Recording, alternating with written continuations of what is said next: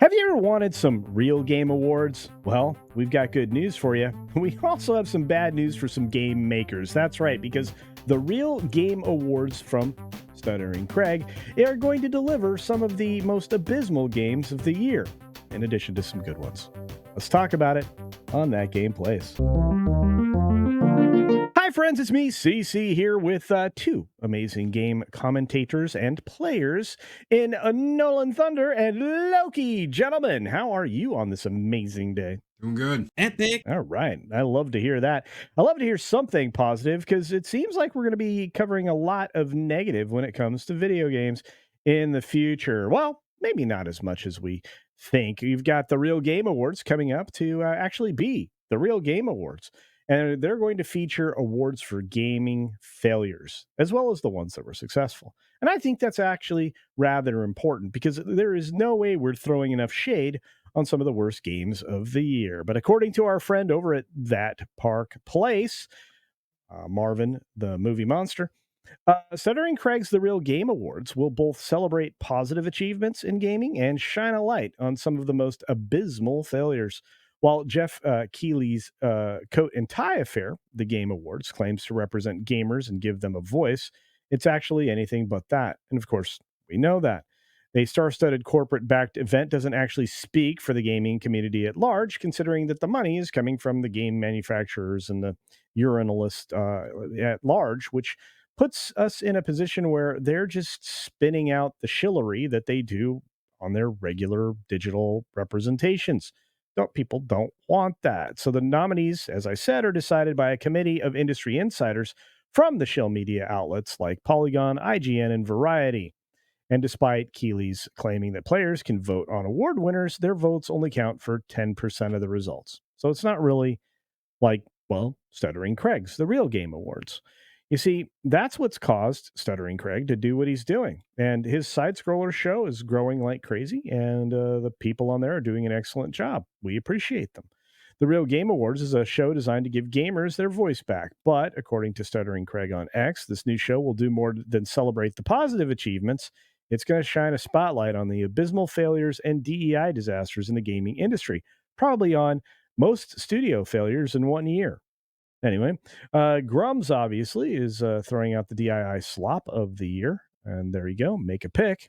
There you go. It's pretty easy to pick out of that one. I said this in another thread, but Jeff would never do that because he needs the industry acceptance for the show to work. We don't, and we aren't asking for it. And unfortunately, that took me to a different page. And I'm going to have to cut this out because I'm an idiot. Anyway. All right. So former World of Warcraft team lead Mark Kern, aka Grums, posted an edited photo of the Game Awards website with a parody category called DEI Slop, which we just saw. I'm going to ask you both, gentlemen, do you think that it's important for us to award game studios for doing good things and punish them for doing bad? And do you think that this awards show is the opportunity to do both? Yeah, you call out what they're doing wrong. You call out what people aren't liking. You talk about it. You discuss it without having a finger pointed at you and calling it ist overreactie or people assuming nine kinds of different things about you just because you don't like the way they did something. We've heard it over and over. Culture Me, you have talked about it. No one's been in here and talked about it where they say, well, thank you for your feedback, but we're not going to change anything. And they just sit on these dumb decisions that they're doing. That's on them. And they've got to learn that when they do that, they need to get called out and they need to get told exactly what is going on. People spend their hard-earned money on this. They need to trust a company not to do them dirty. And that's exactly what they're doing, is they're doing all y'all dirty. I agree. Nolan? It comes down to the numbers don't lie, and there's a reason why so many people are gravitating to this, what Stuttering Craig has been doing here. When I think of Stuttering Craig, I think back to, his work for Screw Attack way back in the day and how great of a symbol of gaming culture, that was. Whereas I feel like a lot of these big events, they've become so corporate, so big on trying to appease, brands to work with and such. They're afraid, to do a show that reflects how gamers themselves feel. And I feel over time, if, a lot of these, what could be considered smaller shows are really, really getting, gravity, all this attention now. Unless these numbers by some big entity are going to start getting censored and stuff, the Game Awards is going to be losing a lot of profit. And as we know here recently, the dude behind it has been working to try to copyright the term the Game Awards or trademark it. And that probably shows that since the Game Awards have been around as long as it already has, they probably see these smaller shows as a threat. And it's actually a really good sign for these shows that, hey, they're bringing in a substantial audience. Where can we grow from here? And I really hope this delivers a great spectacle for that all these gamers have been striving for years and haven't seen in a long time, if ever. Yeah, and you're right. I mean, that particular application is rather revealing, but they're going to have a hard time with that one, just like, a certain basketball player had difficulty with Taco Tuesday because it's a common turn of phrase. It's been around forever and ever, and everybody's going to continue to use it because, well, it's free for everyone. So I'm not sure they're going to be able to do that, and I really hope it's not granted. But at the same time, it is. It's a sign. It's a sign of fear. Speaking of a sign of fear, you're going to have more and more of these things coming out, mocking and parodying this quote unquote game awards for the real game awards. And I have a feeling that you're going to see not just Concord and Dustborn and Dragon Age and Star Wars Outlaws and the Squad Kill the Justice League and Unknown Nine and all of the other spectacular failures that we saw this year. We're going to see a bunch of amazing hypothetical awards or actual awards that they're going to be granted that will basically, again, point the shame at the terrible development and the studios that are basically collapsing. I think it should be the most colossal collapse award of any game studio. I think we need that one out there. I'll have to get in touch with Craig. But look, nobody wants the game awards as presented from the shills and the corporations because they're just going to pat themselves on the back. They want actual feedback from actual people, which is why I really enjoy this. It's why I enjoy what our friend Odin does with the Raven Awards every year, rather than the Oscars or something similar. Just awarding films based on their merit and their capacity to entertain, rather than what do we think is the most prettiest shill event that we can come up with the DEI and all that. Anyway, I've been talking an awful lot, but I have to ask you. Is is it likely that there will be a copyright given to the Game Awards? What do you guys think? Do you think that's possible, considering it had been used by everybody for so very long? I really don't think they get away with it. I don't think it'll be approved. At least that's just, I mean, some people might be like, hey, you can't use this exact terminology.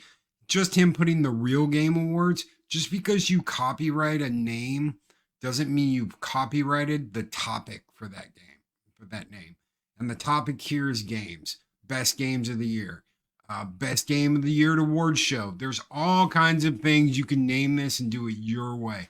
I don't think saying the real Ghostbusters got away with that, didn't they? Back in the 80s, 90s, the real Ghostbusters, they came out with the cartoon because another show had Ghostbusters as the name of it. I don't think they're gonna have a problem.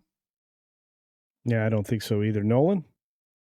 Well, the legal system never ceases to disappoint me, but I will admit in recent years things have gotten a bit better. So I really hope that they don't grant this because it would just be dumb. I mean, it's a vague term. The cybernetic game awards, the fun-filled game awards. It's a varying name that can expand to a lot of different things. If they grant this to this man's ego, I think it's dumb. I'm not trying to, trash everything, that the Game Awards has done in the past, but I can't agree with the idea of trademarking the Game Awards because I just think it's too vast of a term. Yeah, actually, I think it's fine. And as Marvin points out at the end of this article, if you do check it out, and you should, it's a great read. There are safeguards in place in the patent office and other places to keep this from happening because it is a common term. So I wouldn't sweat it. But at the end of the day, gentlemen, and I'm going to give you both the final word. Um, do we need a corporate based awards show, or is a fans a fan source show more appropriate? And I'll let you both answer that. No, because let me tell you right now, when the real game awards gets to the point where they can work with certain developers, that starts having world premieres, because that's one of the only reasons I hear people watch the game awards these days, is that they want to see those big trailers announcements happening. I think Joker for Smash Bros. Ultimate, I think the first trailer for that happened with the Game Awards a few years ago. It seems to be the number one things that keeps people watching for hours and hours on that show, even if they're not really focused on the Game Awards itself or not. And it's even if the real Game Awards decides not to take that option, like there are other shows that are going to emerge that eventually one day will. I'm not going to say it's going to completely kill the Game Awards forever, but a major portion of their audience comes from those trailers. And I think if that starts pivoting, there's going to be some big changes coming for the Game Awards. Loki? If you haven't figured it out already, guys, they don't care what you think. They don't care what you think. They don't care whether you like it or not. All that matters to them is the press. And this is a pressing problem, is the fact that they don't care what you think. They don't care if you have fun. It's one giant echo chamber back to, oh, bravo, EA standing up, bravo, bravo, bravo. That it's just all sunshine and roses. Well, guess what? It's not. People are standing up. People are speaking up. Gamers are rising up everywhere, all over Twitch, all over Twitter, X, YouTube, saying this is crap. And then you got the sellouts that are selling out and going and doing what they're doing. And this just goes to show they don't care. 10%. And of all the things, it should be 10% press, 90% customers and fans.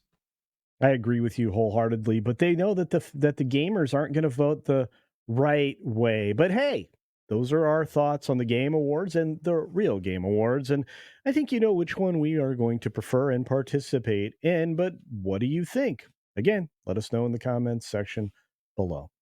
And as always, get your game on.